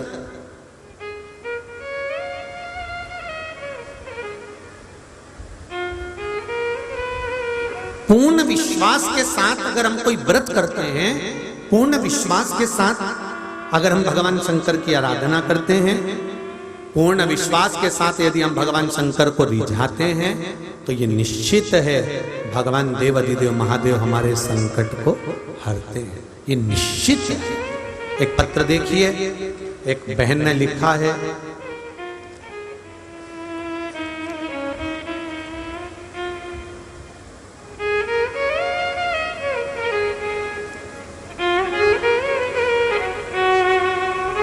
सो राजश्री अजय दायमा धूलिया से, महाराष्ट्र धूलिया से हूँ गुरुदेव। मेरे बाबा ने मुझे क्या नहीं दिया मैं क्या बताऊं गुरुजी। मेरी बेटी की शादी को 4 साल हो गए थे, उनको 2 बार मिसकैरेज हो गया था। डॉक्टर ने बोला कि अब चांस ना लें और शायद अब इनको संतान नहीं रहेगी, उसका सुख नहीं। मैंने बेटी के साथ पिछले साल की सावन महीने की जो आपने पार्थिव शिवलिंग का पूजन कराया था टीवी के सामने बैठकर करा, और मैंने आंकड़े की जड़ का भी प्रयोग प्रारंभ करवाया। डॉक्टर भले मना कर दिए पर बाबा की कृपा ऐसी थी, जो सावन महीने की शिवरात्रि का पूजन आपने कराया था उस पूजन से मेरी बेटी का गर्भ ठहर गया और बाबा की कृपा से उसकी गोदी में एक बेटी का जन्म हुआ। जहां डॉक्टर ने हाथ टेक दिए थे वहां देवाधिदेव महादेव ने मुझे दिया। बाबा एक चमत्कार और बाबा का कहना चाहती हूँ गुरुदेव। हिंगोली की कथा मेरे लिए जिंदगी भर नहीं भूलने वाली कथा है गुरुदेव। मैं और मेरी बहन दोनों में कई सालों से विवाद चल रहा था। हम लोग आपस में बातचीत नहीं करते थे, कभी फोन नहीं करते थे, कभी मिलते जुलते नहीं थे गुरुदेव। कई सालों से ये क्रम चलता आया, पर इतनी नाराजगी थी कि हम एक दूसरे का मुख भी नहीं देखते थे गुरुदेव। पर बाबा का क्या वर्णन करूं। मैं हिंगोली में कथा सुनने आई और कथा सुनकर मैं जा रही थी और मेरी बहन ने मुझे देख लिया और मुझे गले लगा लिया गुरुदेव। मैं धन्यवाद देती हूँ बाबा का कि आज सालों से जो विवाद चल रहा था वो समाप्त हो गया और गिले शिकवे भूल कर हिंगोली की शिव पुराण में हम दोनों बहनों का मेल करा दिया। ये बाबा की कृपा, ये शिव कृपा, ये शंकर की करुणा। महाराज बैठिए बैठिए। श्री शिवाय नमस्ते। भगवान शिव की आराधना, भगवान शिव की कृपा करुणा, उसके बिना बखान क्या करूं मैं राखों के ढेर का, चपटी भगवत में खजाना कुबेर का। हे गंगाधार मुक्ति द्वार ओंकार तू, भोले ओंकार तू। आयो शरण तिहारी शंभु तार तार दो। भगवान शिव की कथा कहती है, भगवान ओगड़दानी त्रिकालदर्शी शंकर की कथा कर रही है, हरतालिका शिव महापुराण की कथा कर रही है। जो कुंवारी कन्या हरतालिका तीज का पूजन करती है या हरतालिका व्रत करती है, वो भी विसर्जन करने जब भगवान शंकर को जाएं उस समय पर वो भी भगवान शिव से विनती करे कि मेरे जीवन में सारा सुख हो, मेरी जिंदगी में कभी दुख ना आए, और अगर दुख की घड़ी आए तो मेरा महादेव मेरे साथ खड़ा मिले। ये बाबा से विनती कर कर जाए।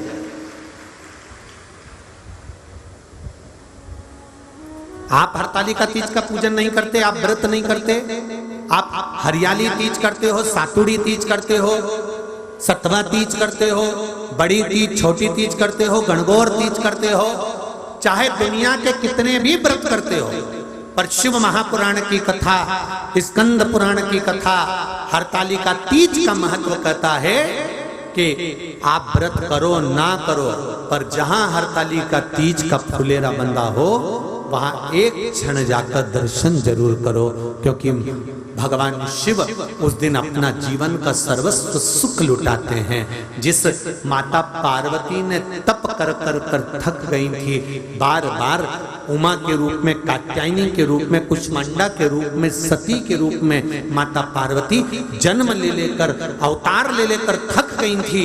अब पार्वती मैया को दूसरा अवतार नहीं चाहिए था, तो पार्वती जी ने कहा कि ऐसा कोई व्रत मुझे मिल जाए, वह हरतालिका तीज का मिला। उसके बाद पार्वती के ना तो कभी प्राण छूटे और ना पार्वती कभी गई। अजर और अमर बनकर शंकर के साथ पार्वती विराजमान। अखंडता माता पार्वती की, चूड़े की, चूड़ी की, सिंदूर की रहे, अखंडता।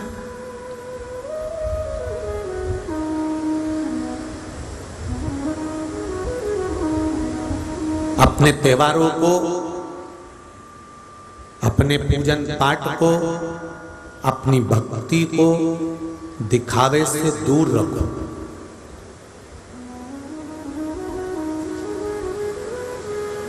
बहुत दूर रखो।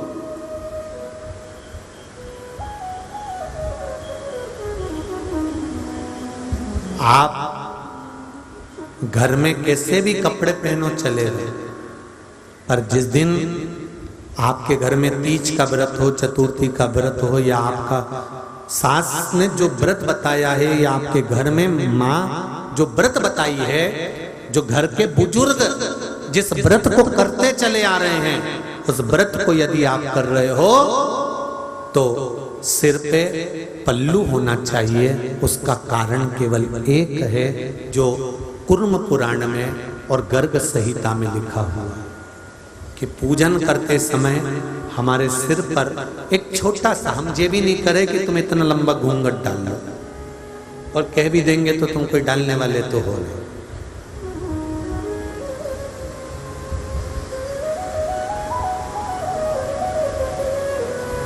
कुर्म पुराण, गर्ग संहिता, शिव पुराण वर्णन करती है, देवी भागवत वर्णन करती है कि अपने पूर्वजों की पूजन में, पितरों की पूजन में, कुल देवी की पूजन में, कुल देवता की पूजन में, घर के जो विधान की पूजन है, जो हमारे यहाँ चलती चली आ रही है, उस पूजन में जिस नारी के मस्तक पर अगर कोई वस्त्र पड़ा हुआ होता है, कोई पल्लू धरा हुआ होता है, भले वो घर पर सूट पहनती हो, जो मर्जी पड़े वो पहनती हो, पर पूजन के समय पर जो अपने घर की रीत की पूजन है, उस पूजन के समय पर अगर उसके सिर पर एक छोटा सा वस्त्र भी, एक पल्लू भी अगर उसके मस्तक पर होता है, तो शिव महापुराण की कथा कहती है वो नारी को जीवन में कभी दुख नहीं झेलना पड़ता है, सारे दुख से पार उतर जाता है। अब इसका प्रमाण क्या है महाराज? तो कहा माता अहिल्या को देख लीजिए, जनाबाई को देख लीजिए, मुक्ताबाई को देख लीजिए, कर्माबाई को देख लीजिए, मीराबाई को देख लीजिए। केवल एक सिर पर पल्लू था, केवल एक सिर पर एक वस्त्र का टुकड़ा था, और उस वस्त्र के टुकड़े ने जहर का प्याला भी आया तो वो टुकड़ा नहीं था, कृष्ण का आशीर्वाद सिर पर बना हुआ था, वो टुकड़ा नहीं था। आप अपने घर में कैसे भी रहते होगे, कैसे भी कपड़े पहनते होगे, कैसे भी सूट पहनते होगे, आप रुपट्टा लेते होगे, सूट पहनते होगे, आप जो पहनो मना नहीं है, पर जिस समय हमारे घर में पितरों की पूजन हो, कुल देवी देवता की पूजन हो, या कोई एक क्रम पूजन का चला आ रहा है, उस पूजन में सिर पर छोटा सा भी एक क्षण के लिए पल्लू रखा जाए, एक क्षण के लिए, ज्यादा भी नहीं, थोड़ा ही रखा जाए, तो समझ लो कि जीवन में कहीं अगर दुख आकर खड़ा भी हो गया तो उससे निपटा जा सकता है। कोई दूसरा नहीं, घर की नारी ही निपट सकती, घर की नारी उस दुख से निपट सकती।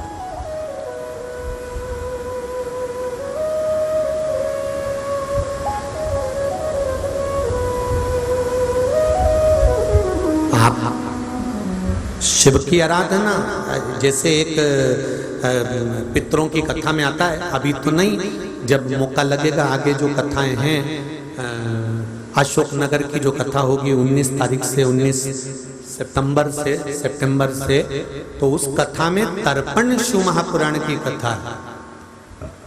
उस कथा में आप सुनेंगे कि श्राद्ध पक्ष के अंदर एक लोटा जल दरवाजे के पास रखकर उस जल का मात्र सींचन द्वार पर करने से क्या फल की प्राप्ति हो? एक सफेद पुष्प, मात्र परिंदा, हंडा, मटका जो तुम्हारे घर में रखा होता है, उस मटके को छुआकर बेलपत्री के पेड़ के नीचे मात्र एक फूल चढ़ा देने से उसकी फल की क्या प्राप्ति होती है? ये तर्पण शिव महापुराण की कथा में जो 19 सितंबर से आएगी आस्था चैनल पर, उस पर अपन श्रवण करेंगे। उसकी मूलता, उसकी महत्वता हम जानते। क्या महत्वता हमारे जीवन में एक पल्लू की होती है? ये कुर्म पुराण कहती है, ये स्कंद पुराण कहती है, ये देवी भागवत कहती है। शिव महापुराण की कथा कहती है, हरतालिका शिव महापुराण की कथा जो यहाँ चल रही है, उससे एक चीज का स्मरण कर कर जाना कि हमारे जीवन में अगर थोड़ा सा भी दुख आए तो शंकर भगवान पर विश्वास जागृत कर कर, भरोसा रख कर एक लोटा जल शिव को चढ़ाना प्रारंभ कर देना। महाराज आगे 12 ज्योतिर्लिंग का चरित्र तुमरुका जी चंचुला देवी को श्रवण करा रहे हैं। महाराज भगवान शिव कहते हैं कि हे तुमरुका जी, आप जो चंचुला देवी को कथा सुना रहे हैं, इसमें 12 ज्योतिर्लिंग की कथा का स्मरण कराएं। वो कथा जो हमारे जीवन को सार्थक करने वाली है, उस कथा का रस तत्व ग्रहण करें।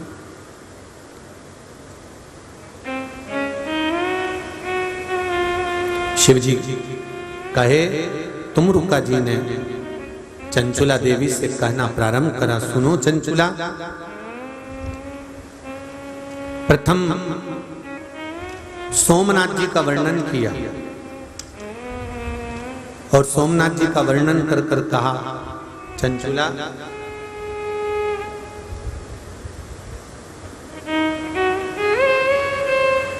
चंद्रदेव को ससुर के द्वारा काया नष्ट होने का श्राप लग गया। अब देखिए कितनी सुंदर बात है। एक जमाई को श्राप लगा है कि चंद्र तेरी काया बेकार होएगी, और जिसको श्राप लगाए वो चंद्र सबके पास गया पर शंकर जी के पास नहीं गया।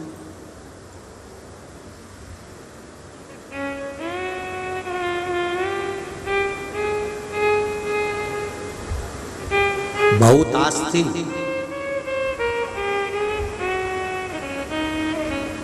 जब व्यक्ति की कोई फाइल उलझती है ना, जब व्यक्ति का कोई काम अटकता है ना, सबको फोन लगाता है, अरे भैया तुम मेरा एक काम कर दोगे क्या यार, बहुत नाम सुना है यार तुम्हारा, तुम कर दोगे क्या, भाई साहब कर दोगे क्या, भाऊ कर दोगे क्या।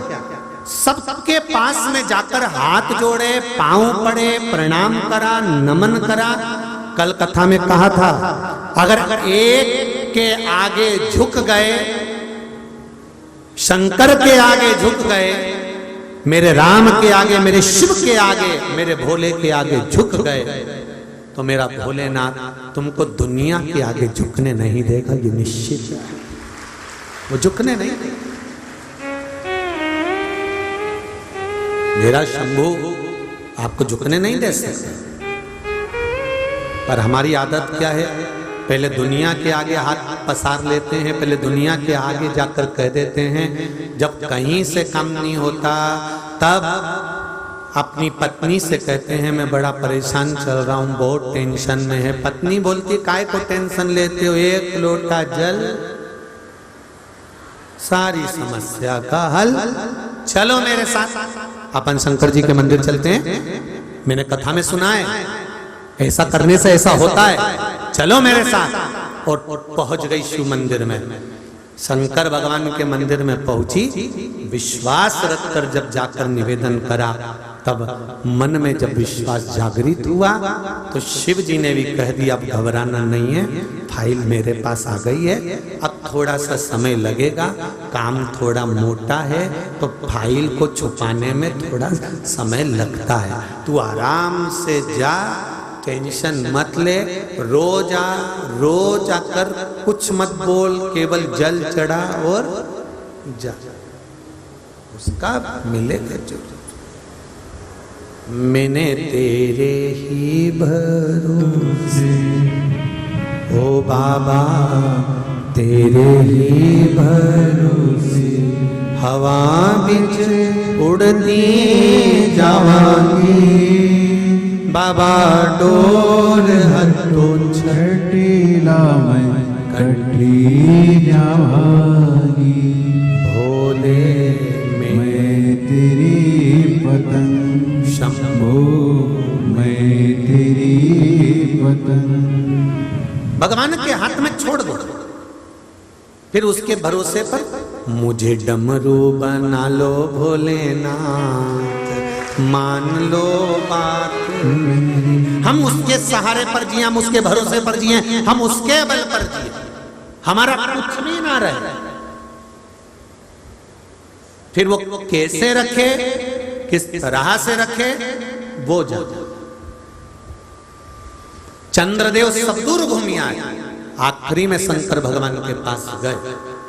आखिरी में शर्म आ रही थी चंद्रदेव को कि मैं कैसे जाऊं शंकर जी के सामने।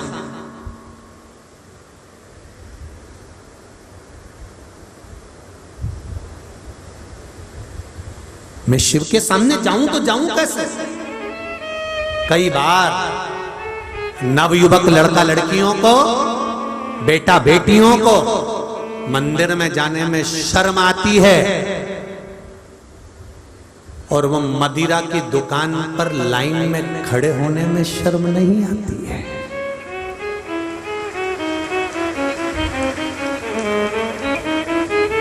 वहां खड़े हैं, कांच लगा हुआ है, इतना सा आला, इतनी सी जगह, और उनमें भी ऐसे भिखारी जैसे हाथ डाल के दे दे भैया।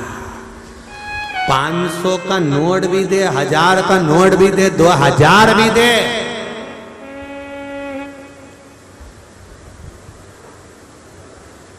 आरती में तो फटा हुआ भी चल जाए, पर वहां तो फटा भी दे दिया तो क्या, हट कहां से लेके आया, हट जाओ यहां से, उठाओ निकालो यहां से, अच्छा नोट लाओ। भले फिर वो गाड़ी बेचे चाहे घर बेचे, और फिर अच्छा नोट लाके दिया। मेरी सेंसाई हिंद बन के बोतल को बाजू छुपा के ऐसा चला कि सारी दुनिया को इसने अपने मुट्ठी में कर लिया। केवल एक नली का पानी, गटर का सड़ा हुआ पानी जिसमें कीड़े पड़ रहे थे, उसको छान कर भरा है, और उसको पीने में गौरव महसूस कर रहा, गौरव। और मंदिर गए और चढ़ना मत दिया तो इससे इन्फेक्शन तो नहीं होगा।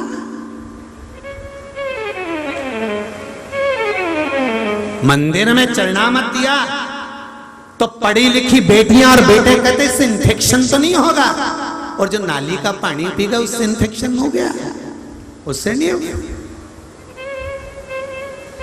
और चढ़ना मत लेने में इन्फेक्शन हो रहा है, धोख लगाने में कपड़ा खराब हो रहा है, और पी के पड़ा रोड पे। जिंदगी नरक पड़न से डरते हैं और नरक पड़न से ना।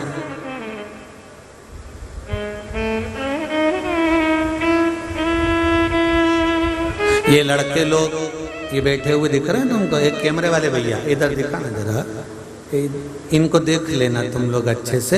ये रोज सफेद कुर्ता पजामा जैकेट पहने, तो एक जैकेट वाले से हमने पूछ लिया, क्यों रे 7 दिन हो गए कुर्ता पजामा पहनते पहनते, 7 जोड़ सिलवाए थे क्या? तो किन्नी गुरुजी 1 जोड़ सिलवाया है। अच्छा, तो फिर ये गंदा नहीं हुआ? तो क्या हो जाता है, पर रात को जाके धो के सुखा के फिर दूसरे दिन पहन लेते हैं। चतुरता देखिए, विद्वत्ता देखिए इन बेटों की। गंदा हो गया, रात को जाकर धोया, सुखाया, प्रेस करी, फिर वापिस पहन लिया। शिव महापुराण भी यही कहती है, इसको गंदा मत होने दो, गंदा हो जाए तो मंदिर में जाकर धूप लगाकर इसको क्लीन कर। समय और शरीर बड़ी मुश्किल से मिलता है, ये शरीर और समय का सदुपयोग कर लो। मंदिर में जाने से गौरव महसूस करो, शर्म नहीं, अपना आनंद महसूस करो। माताएं बहुएं, बेटियां, भाई, तुम कलेक्टर बन जाओ, एसपी बन जाओ, तुम्हारा पद कितना भी ऊंचा हो, पर मंदिर में जाकर तुम्हें गौरव सा महसूस होना चाहिए। ये नहीं कि हम इतने बड़े पद पर बैठे हैं तो मंदिर कैसे जाए, हम मंदिर में जाएंगे तो लोग क्या कहेंगे, हम मंदिर जाएंगे तो लोग क्या कहेंगे। जब भारत का प्रधानमंत्री केदारनाथ और काशी जाकर अभिषेक कर सकता है तो तुम क्या लगते हो?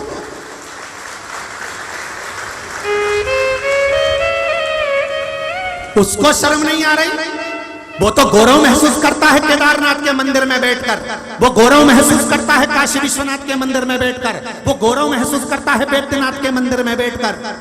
कितने औहदे पर जिसके आसपास हजारों लाखों लोग गार्ड चल रहे हैं, बंदूकें चल रही है, प्रशासन चल रहा है। दुनिया देखे तो देखे, आग लगे बस्ती में, अपन रहो मस्ती में। वो शिव की भक्ति में लगे।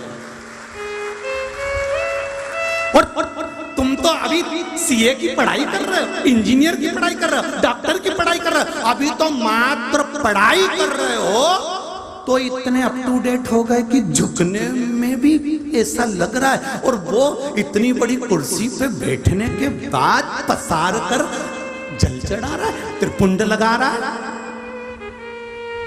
उसको शर्म। रुद्राक्ष की माला पहन रहा है, इतने बड़े ओहदे पर। तुम तो अभी कलेक्टर नहीं बने, एसपी नहीं बने, डीएसपी नहीं बने, अच्छे ओहदे पर नहीं पहुंचे, डॉक्टर और इंजीनियर नहीं बने, अभी अच्छे पद पर नहीं पहुंचे। तो इतना अहंकार तेरा क्या होगा रे कालिया, इतना अहंकार। और जिसको अहंकार होना था वो शंकर के सामने पड़ा। क्यों शर्म करें हम? जिस सनातन धर्म में जन्म लिया है वो शर्म करने के लिए नहीं, वो गौरव महसूस करने के लिए लिया है। हमें गौरव होना चाहिए, गौरव होना चाहिए हमें कि हम इस सनातन धर्म में जन्मे हैं, जहाँ त्रिपुंड लगाया जाता है, जहाँ गले में रुद्राक्ष पहना जाता है।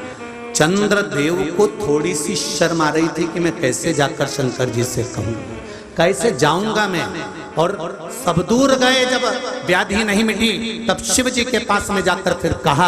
शंकर भगवान ने एक क्षण की देरी नहीं करी, चंद्र जाकर पूजन करे शिव जी की। शंकर भगवान ने पहुंचकर काया ठीक कर दी। शंकर भगवान को छल कपट बेईमानी प्रपंच से मतलब नहीं, तुम क्या कह रहे हो उसे कोई मतलब नहीं। वो तो इतना जानता है कि मेरे पास आया ना, आया तो कैसे भी आया, पहुंचा तो जमीन के अंदर सोयाबीन का बीज, जो बीज बोने वाला होता है, जो हल्दी लगाने वाला होता है, वो किसान, खेती करने वाला किसान एक एक सोयाबीन के बीज को जमीन में सीधा डालता है क्या? अरे बोलो तो जम के। उसने तो ट्रैक्टर में, बैलगाड़ी में बीज को पटक दिया, गाड़ी बढ़ती रही, बीज गिरता रहा। उसको नहीं मालूम कि बीज सीधा गया कि उल्टा गया, बस बीज जमीन में गया है और गया जमीन में है, पौधा ऊपर आएगा। तुम चाहे अच्छे से जाओ चाहे बुरे से जाओ, शंकर के पास गए हो तो कुछ ना कुछ लेकर जरूर आओगे, ये निश्चित। बीज अच्छा था कि बुरा था उससे मतलब नहीं है, कैसा गया, सीधा गया कि उल्टा गया उससे मतलब नहीं है। वहां तो केवल भक्ति का, भाव का, आनंद का खेल है कि आप पहुंचे शिव के द्वार, कैसे भी पहुंचे, पहुंच जाओ। फल वो देगा, आनंद वो देगा, सुख वो देगा। और दिया। चंद्रदेव की काया ठीक हो गई, भगवान सोमेश्वर सोमनाथ के रूप में विराजमान हो गए। अगला वर्णन आया है श्री मल्लिकार्जुन का। कार्तिकेय बाबा रुष्ट होकर चले गए, भगवान उनको मनाने के लिए गए। भगवान कार्तिकेय बाबा के पास में जाते हैं, भगवान मल्लिकार्जुन के रूप में श्री शैलम पर जाकर विराजमान हुए। अगला वर्णन आया है महाकाल। दूषण नाम के राक्षस का संहार करने के लिए भगवान शंकर उसका काल बनकर प्रकट हो गए। भगवान उसका काल बनकर प्रकट हुए तो भगवान का नाम महाकाल पड़ गया। अगला वर्णन आया है श्री ओंकारेश्वर। बिंद नामक पर्वत ने तप कर कर भगवान शंकर को यहाँ पर विराजमान करा। फिर वर्णन आया है श्री केदारनाथ। नर नारायण ने तप कर कर भगवान शिव को विराजमान किया है। अगला वर्णन आता है भीमा शंकर। कुंभकर्ण की धर्म पत्नी करकटी, करकटी का पुत्र था भीम, जिसको मालूम पड़ा कि मेरे पिता मेरे ताऊ को देवताओं ने मारा। देवताओं के मंदिर तुड़वा दिए। भगवान शंकर ने प्रकट होकर भीम का संहार करा। शिव जी का नाम भीमा शंकर पड़ गया। अगला वर्णन आया है काशी विश्वनाथ। मनु शत्रुपा ने तप कर कर भगवान शिव को विराजमान करा। अगला वर्णन आया है त्र्यंबकेश्वर। गौतम बाबा पर गौ हत्या का दोष लगा। ब्रह्मा विष्णु महेश ने आकर गौ हत्या के दोष से मुक्त करा। भगवान त्र्यंबकेश्वर के रूप में विराजमान हुए। फिर अगला वर्णन आया है वैद्यनाथ। रावण भगवान शिव को लेकर चला। लघु शंका रखने पर जमीन पर भगवान को रखा, भूमि पर भगवान वैद्यनाथ के रूप में विराजमान हो गए। अगला वर्णन आया है नागेश्वर। दारुक नाम के राक्षस का संहार भगवान ने किया और भगवान नागेश्वर के रूप में विराजमान हुए। फिर अगला वर्णन आया है रामेश्वरम। भगवान राम लंका जाते समय भगवान शिव की स्थापना करे, भगवान रामेश्वर के रूप में विराजमान हुए। फिर वर्णन है कृष्णेश्वर। सुधर्म नाम के ब्राह्मण की 2 धर्म पत्नी है, सुदेहा और भूष्मा। भूष्मा को संतान हुई, सुदेहा को संतान नहीं थी। भूष्मा ने अपनी औलाद सुदेहा को दे दी। सुदेहा ने पाल पोस कर उसको बड़ा करा। बहू आ गई। बहू को मालूम पड़ा कि मेरी असली सास तो भूष्मा है। सुदेहा को पूछना बंद कर दिया। तब सुदेहा को क्रोध आया। अपने पुत्र के तलवार से टुकड़े कर कर कपड़े में बांध कर तालाब में पटक आई। घोषमा